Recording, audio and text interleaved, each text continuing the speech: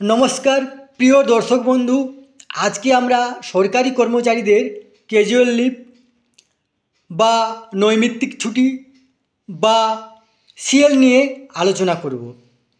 এই casual leave বছরে কতদিন পাওয়া যায়, একসাথে কদিন ছুটি নেওয়া যায় বা মাঝে ছুটি থাকলে কি হয়।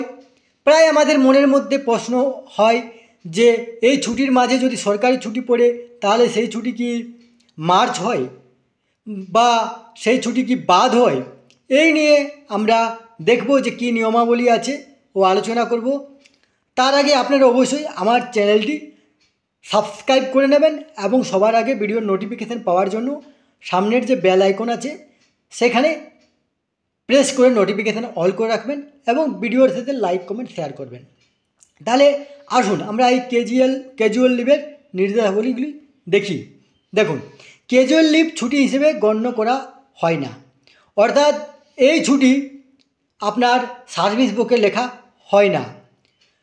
এটা আপনি যে অফিসে কাজ করছেন সেই অফিসে 1 বছরের হিসেব থাকে, বা যদি কোনো বিদ্যালয়ে কাজ করেন তাহলে সেই বিদ্যালয়েই তার হিসেব থাকে, কিন্তু অন্যান্য ছুটি আপনার সার্ভিস বুকে লেখা থাকে। 1 বছরে জানুয়ারি থেকে ডিসেম্বর এই ছুটি 14 দিন পাওয়া যায়।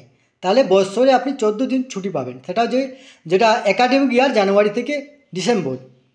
একসাথে 7 দিনের বেশি এই ছুটি অনুমোদন করা যায় না, তাহলে এই ছুটি 7 দিনের বেশি পাবেন না একসাথে। এক্ষেত্রে মাঝে কোনো ছুটি থাকলেও মোট অনুপস্থিত যেন 7 দিনের বেশি না হয়।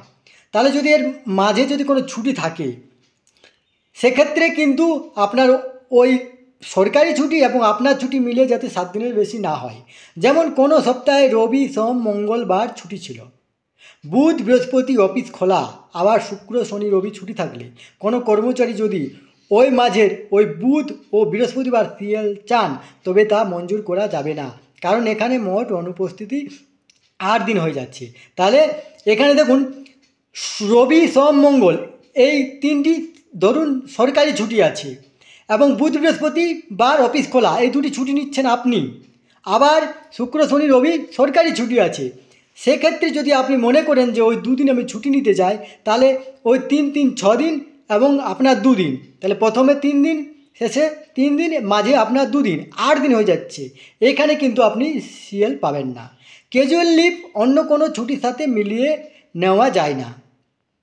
ছুটির মাঝে যদি কোনো সানডে হলিডে থাকে তবে তা ছুটির দিন সংখ্যা থেকে বাদ দেওয়া হবে। যেমন কোনো কর্মচারী শুক্রবার থেকে মঙ্গলবার পর্যন্ত ছুটির আবেদন করেছেন, এর মধ্যে একটি রবিবার আছে, সেক্ষেত্রে ওই কর্মচারীর মোট অনুপস্থিতি হলো 5 দিন, কিন্তু ছুটি অনুমোদন হলো 4 দিন।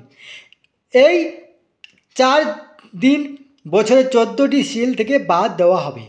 অর্থাৎ যদি আপনি দেখছেন যে 2 দিন সরকারি ছুটি আছে, তারপরে আপনি 4 দিন ছুটি নিয়েছেন, তাহলে টানা 6 দিন ছুটি হচ্ছে, সেক্ষেত্রে কিন্তু আপনি 4 দিনেই ছুটি পাবেন, আপনার ওই 2 দিন সরকারি ছুটি ধরাবে না।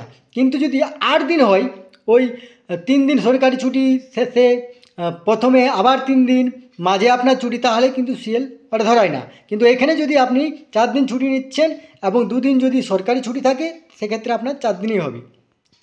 কর্তৃপক্ষ এই ছুটি অনুমোদনের ক্ষেত্রে বিবেচনা করবেন যাতে সরকারি কাজ ব্যাহত না হয়।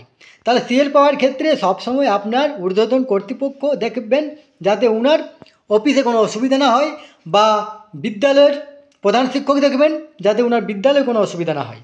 ভ্রমণে থাকাকালীন ক্যাজুয়াল লিভ নেওয়া চলে, কিন্তু ওই দিনে ডেলি অ্যালাউন্স পাওয়া যাবে না।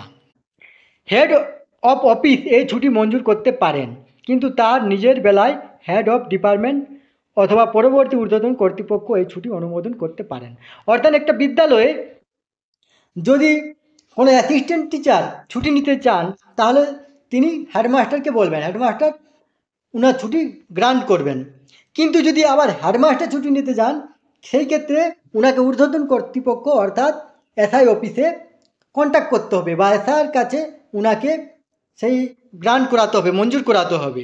তেমনি একটা পঞ্চায়েতে যদি একজন স্টাফের ছুটি দরকার থাকে তাহলে হেড অফ দ্য ডিপার্টমেন্ট ইএ সাহেব বা সেক্রেটারি মঞ্জুর করবেন। কিন্তু যদি ইএ সাহেব বা সেক্রেটারি দরকার থাকে তাহলে ব্লকে বিডিও সাহেবের কাছে মঞ্জুর করাতে হবে। এই সিএল সম্পর্কে এই তথ্যগুলি আপনাদের সাথে শেয়ার করলাম। সুস্থ থাকবেন, ভালো থাকবেন, ধন্যবাদ।